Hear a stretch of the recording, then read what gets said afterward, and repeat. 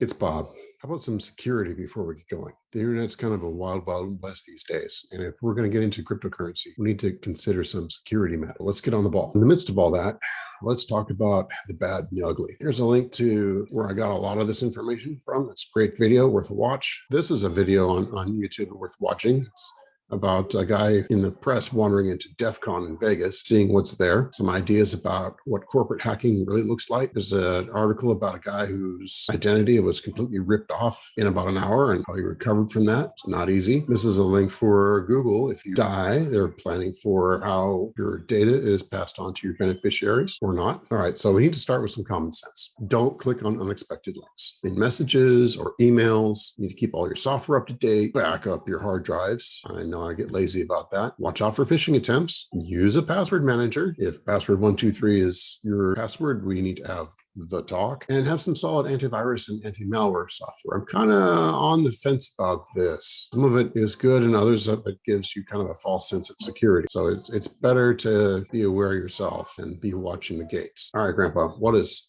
phishing? Phishing are fake sites that look official. Somebody in Nigeria thought, hey, what if I made a site that looks just like your bank, maybe spelled it with one letter off? I can get you to go there and set up an account or try to sign into it. Well, then I've got your password, I've got your username. I can go to the real bank site and steal all your money. Pretty much what phishing sites are about. They look exactly like your bank or your financial institution, and they're after your user ID and your login. So we need to avoid links or attachments from unexpected messages.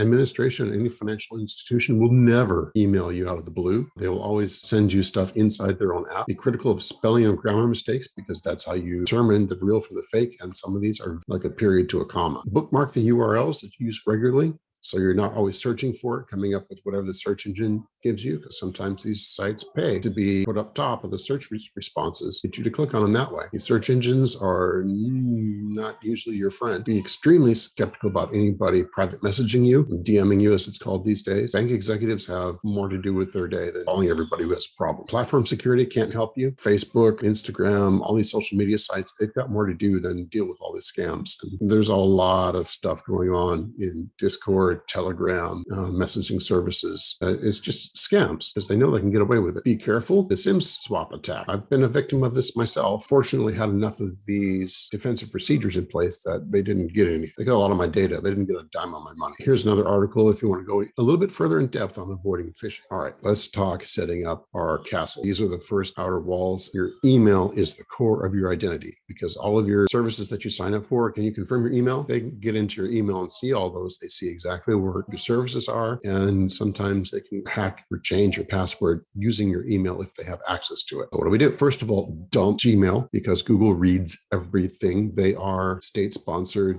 malware. Get on Proton Mail, which is at this point the only mail service I can recommend because they are based out of Switzerland, which is outside of currently Five Eyes jurisdiction, and they offer end-to-end encryption. They cannot read your email. My only caveat there is be careful of your passwords. In my SIM jacking experience, my Proton Mail account was hacked. They changed my password, but they could not see any of my files because if the password is changed, the encryption is changed, and they could see all the titles, but they can't decrypt anything. So fully for Proton Mail. It also has a switch in there that you can turn on to record all IP addresses for every access. And I know that sounds boring, like it's always going to be me, but in my case, what if it isn't?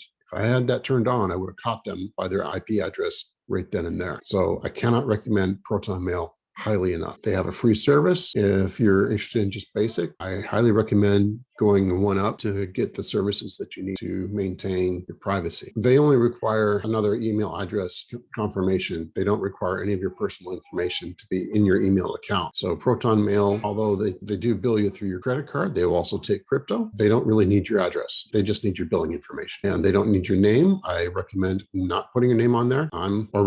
Mechanic, that's not my name. We're also going to recommend having separate email addresses that are aliases for your main email address, that forward email so you can see it. But if someone cracks one of these passwords, they only get one part of your life. So have a separate email for doing your banking, a separate email for interacting with crypto and exchanges. a separate email for interacting with social media because they're tracking you, a separate email for doing like your Amazon online shopping or Walmart or whatever, because they're also tracking you. And you don't want these people to see this stuff and all of your dark web stuff. If you want to go do searches for things you don't want people to know about, none of their business, you want a separate email for that. So compartmentalize your life, starting with your email. I know this sounds complicated.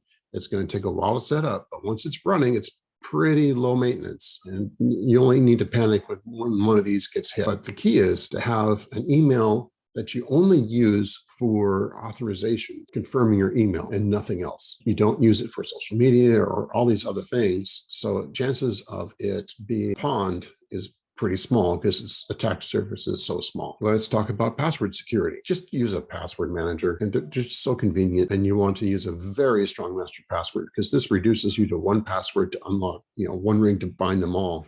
Whoa, stop. This video's getting kind of long. I think you might have enough homework to do already. Tune in next video. We'll talk about cryptography. I want to show you what's going on under the hood of elliptic curve cryptography, public private key, PPK, public private key cryptography, hashing. Then we'll get back to more personal security. The better you understand a tool, the better you can use it. So if you found this on YouTube, like and subscribe. See you on the next Crypto from Orbit.